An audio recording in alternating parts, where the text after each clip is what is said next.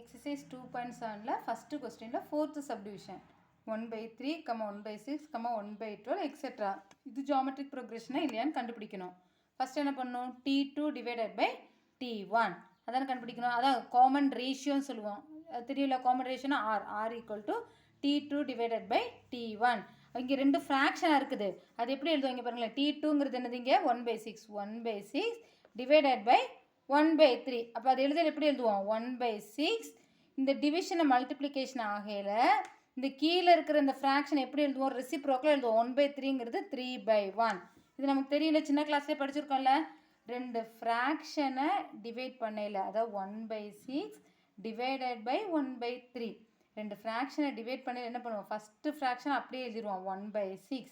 இந்த டிவிஷனை மல்டிப்ளிகேஷனாக மாற்றிட்டு இந்த கீழே இருக்கிற இந்த ஃப்ராக்ஷனை ரெசிப்ரோக்கில் எழுதுவோம். இது டிவைட் மல்டிப்ளை ஆக்கிறதுனால இந்த ஃப்ராக்ஷன் வந்து ரெசிப்ரோக்கில் ஆகும். 1 by 3ங்கிறது 3 by 1 அப்படி தான் எழுதுவோம். அப்போ டேரெக்டாகவே என்ன பண்ணிக்கலாம்?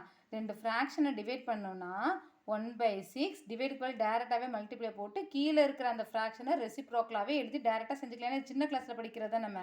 இப்போ டேரெக்டாகவே இந்த ஸ்டெப் எழுதிக்கலாம். ஓகே, அதான் இங்கே எழுதியிருக்கோம். T2 divided by T1. T2ங்கிறது என்னது? 1 by 6 டிவைடட் பை 1 by 3. அப்போ டேரெக்டாக எழுதிக்கலாம் 1 by 6 இன்ட்டு 3 by 1. அதான் இது. புரிஞ்சதில்ல இது? ஓகே, அப்போ இது கேன்சல் பண்ணிக்கலாம். 1 3 சார் 3, 2 3 சார் 6. அப்போ நமக்கு கேன்சல் பண்ணிட்டோம். பேலன்ஸ் இருக்கிறது என்னது? இங்கே நம்ம டிவிஷன் பண்ண இப்போ ரெண்டு ஃப்ராக்ஷன் மல்டிப்ளை பண்ணுறது எப்படி? நியூமரேட்டர் கூட மல்டிப்ளை பண்ணுவோம், டினாமினேட்டர் கூட மல்டிப்ளை பண்ணுவோம். அப்படி தானே? அப்போ இங்கே 1 இன்ட்டு 1 1 டிவைடட் பை 2 இன்ட்டு 1 2. இப்போ 1 by 2 தான் ஆன்சர். அடுத்து என்ன பண்ணுவோம்? T3 divided by T2. T3ங்கிறது என்னது? 1 by 12 இன்ட்டு 6 by 1. இது நம்ம கேன்சல் ஆகும். 1 6 ஆர் 6, 2 6 ஆர் 12. பேலன்ஸ் இருக்கிறது என்னது? அப்போ மல்டிப்ளை பண்ணிக்கணும். இது வந்துட்டு மல்டிப்ளை தான் பண்ணுறோம். ரெண்டு ஃப்ராக்ஷனை மல்டிப்ளை பண்ணல எப்படி பண்ணுவோம்? ரெண்டு ஃப்ராக்ஷனை மல்டிப்ளை பண்ணுறது எப்படி பண்ணணும்? நியூமரேட்டர் கூட மல்டிப்ளை பண்ணணும், டினாமினேட்டர் கூட மல்டிப்ளை பண்ணுவோம். அடிஷன் சப்ராக்ஷனுக்கு தான் இந்த cross மல்டிப்ளிகேஷன்லாம்.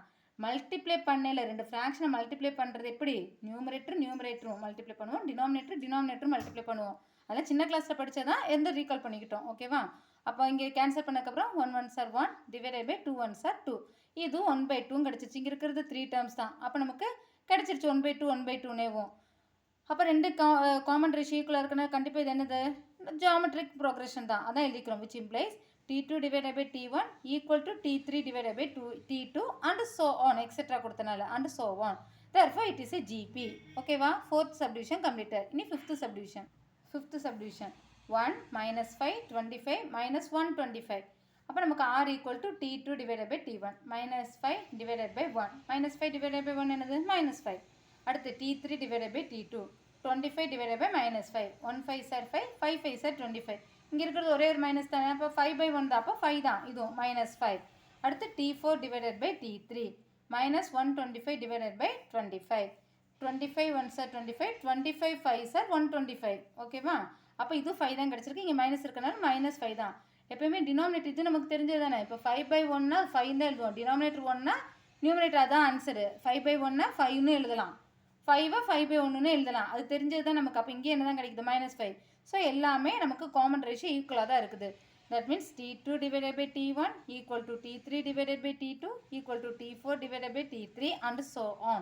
Therefore it is a GP. ஓகேவா? sixth subdivision 120 60 30 18 etc.